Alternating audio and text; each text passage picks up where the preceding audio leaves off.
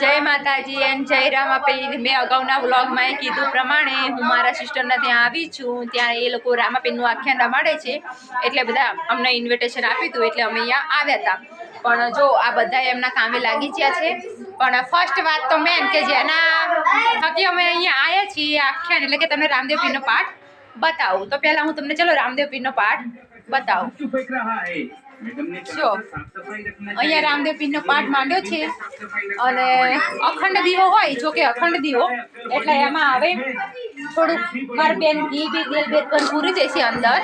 આ રામાપીરનો પાઠ છે, બધાને દર્શન કરવા હોય તો કરી લેજો। આ મારા સિસ્ટર છે જેમને આખ્યાન રમાડ્યું છે, એટલે લોકો અમે બધા અહીંયા આવ્યા છીએ। અને તમને બધાને ખબર છે કે મારું કોઈ પણ એવો વ્લોગ હોય ને કે જેમાં રામાપીરનું નામ ના જ આવ્યું હોય, એટલે હું રામાપીરને બહુ માનું છું। અને આખ્યાન હતું એટલે હું ના આવું એવું તો બને જ નહીં, એટલે અમે અહીંયા ફાઇનલી પહોંચી ગયા છીએ અને બધું હવે કામમાં મદદ કરાવીએ છીએ। જો મેં તમને કીધું ને એ પ્રમાણે આ ફરીવાર બતાવું કે આ લોકો કેવા કામે લાગી ગયા છે। જો તો જો શાકભાજી સમારવા લાગી ગયા બધાએ। જો આ તો અમારા આગે ના હે।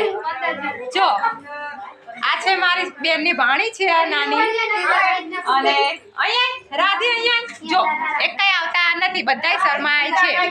અને જો કે આ જો આ મારા જીજુ એમની દુકાન છે, અને આ છે મારા નાના મામી। તો બસ જો આજના વિડીયોમાં બસ આવું છે। અમે અહીંયા આવ્યા છીએ, રાતે આખ્યાન જોવા જઈશું તો ફરીવાર હું વ્લોગ અપલોડ કરીશ। બસ આજના વિડીયોમાં અત્યારે આટલું જ। તમે પણ કોમેન્ટ કરજો કે આજનો વ્લોગ તમને કેવો લાગ્યો। બસ જય માતાજી એન્ડ જય રામાપીર। Thank you.